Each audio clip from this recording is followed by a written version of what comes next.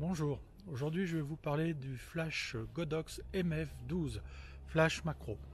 Dans un premier temps, je vais vous faire sa présentation, vous montrer rapidement comment il fonctionne, petit test en intérieur et test en extérieur.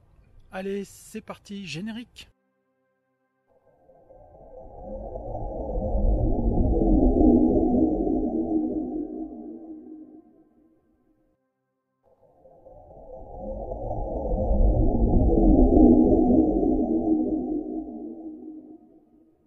Voilà la boîte du Godox MF12K2.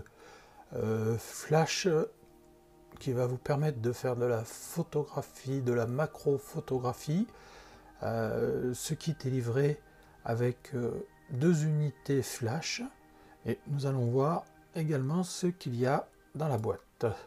Donc à l'intérieur de ce carton, vous avez une petite pochette compartimentée de façon à pouvoir ranger l'ensemble des accessoires. Vous avez dans cette pochette en haut à gauche une boîte de filtres, l'anneau de fixation des flashs, les bagues d'adaptation pour cet anneau, deux supports de flash pour quand on veut poser les flashs, les cordons de recharge de ces deux flashs, deux petits adaptateurs qui vous permettront de fixer les flashs sur leurs pieds et les deux flashs munis de leur diffuseur.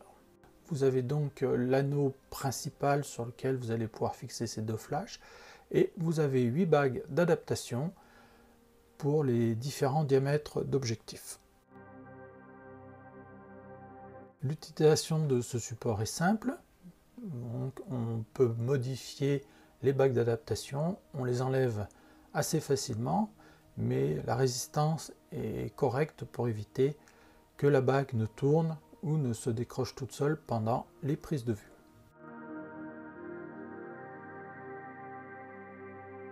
Un des deux flashs, vous avez sur l'anneau une zone sur laquelle on peut appuyer qui va réduire l'épaisseur de l'anneau. À partir de cette zone, on peut glisser le flash et en appuyant sur les deux petits boutons, on débloque le flash et on peut le positionner où on veut sur l'anneau. On se remet en face de la zone de pression et on peut retirer facilement le flash. Voilà un des petits supports qui permet d'utiliser le flash en dehors de son anneau en le fixant sur un pied externe. Même principe, hein, on appuie sur les deux petits poussoirs et ça permet de dégager le support.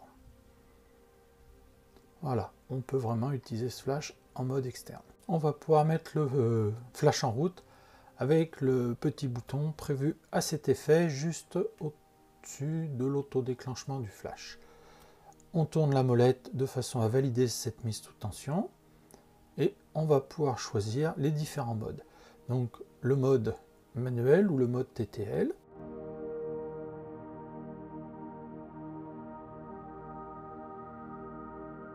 Ensuite, si on veut déclencher ces flashs grâce à l'éclair d'autres flashs ou si on veut les piloter par le transmetteur.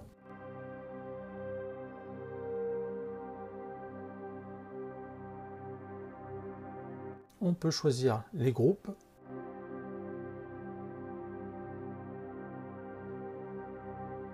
Les canaux.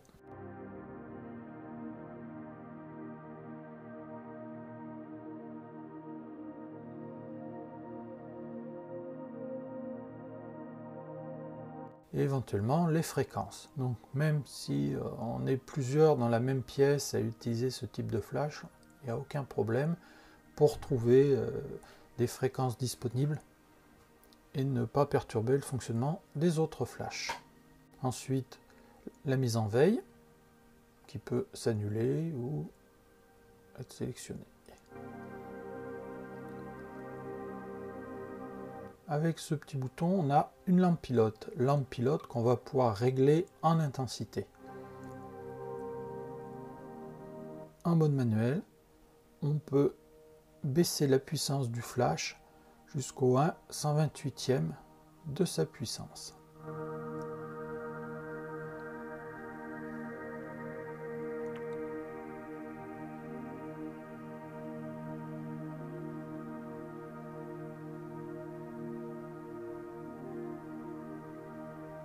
la lampe test et la prise USB-C qui permet de recharger ou de faire la mise à jour du flash. On a le petit module diffuseur.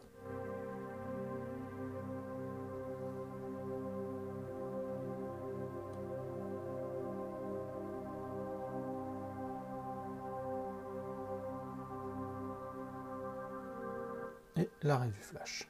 Les flashs sont compatibles avec l'ensemble des appareils photo à condition d'avoir le module de transmission Godox adapté à la marque de son appareil photo. Donc un seul kit de flash macro peut s'adapter à plusieurs appareils photo. Après, avec le transmetteur, on va régler les canaux, les fréquences, les décalages d'exposition de façon à gérer ces flashs macro à distance. Donc même si vous détachez ces petits flashs et que vous les utilisez pour un autre usage, pour de la photo d'objets, des choses comme ça, le transmetteur va gérer ces flashs de la même façon qu'il gère les autres flashs de la gamme Godox.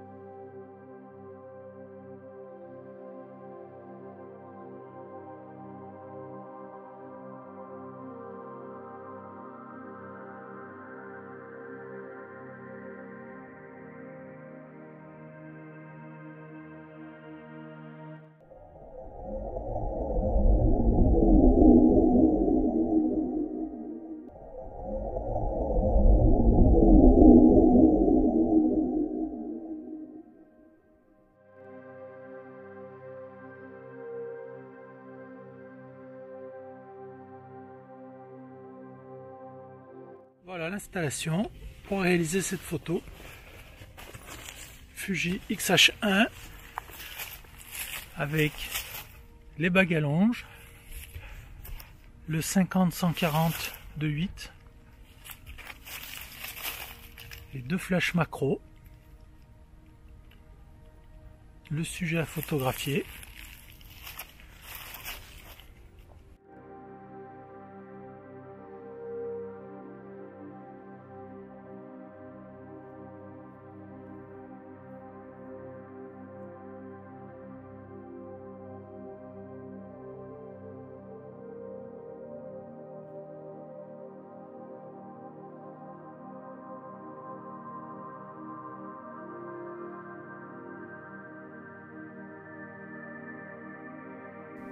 Cette série de photos a toutes été réalisées avec l'utilisation des deux flashs macro et à main levée. J'ai modifié les vitesses, les sensibilités, les ouvertures afin d'équilibrer plus ou moins l'éclairage du flash avec la lumière ambiante.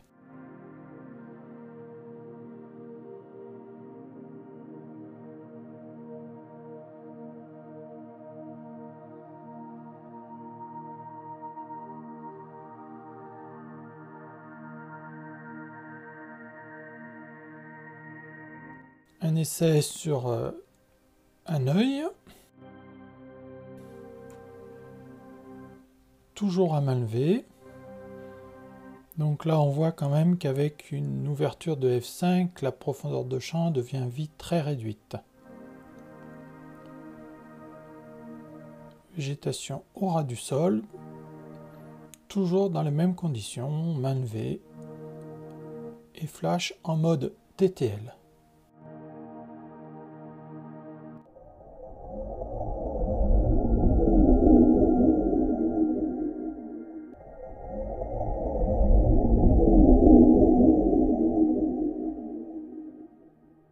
Pour conclure, je dirais que le kit des 2 flashs est déjà très complet. Il ne manque que le transmetteur que vous devez acheter à part, la possibilité de pouvoir piloter chacun des flashs séparément ouvre de nombreuses possibilités de réglage de la lumière. Les lampes pilotes deviennent vite indispensables.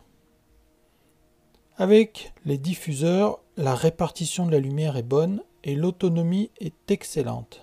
Même de près, la gestion des flashs en TTL est très correcte. Il y a toujours la possibilité de régler la puissance depuis le transmetteur. On peut modifier la position des flashs autour de l'anneau, ce qui permet de bien maîtriser les ombres sur les photos.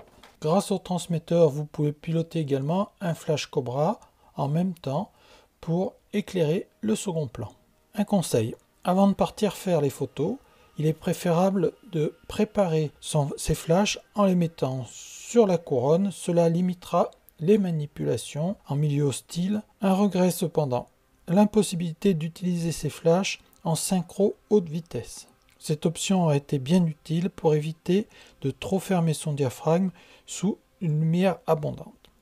En résumé, ces flashs m'ont très agréablement surpris et peuvent vite devenir indispensables pour la photographie de nature. Je vous remercie d'avoir suivi cette vidéo et j'espère vous retrouver bientôt pour un nouveau test matériel.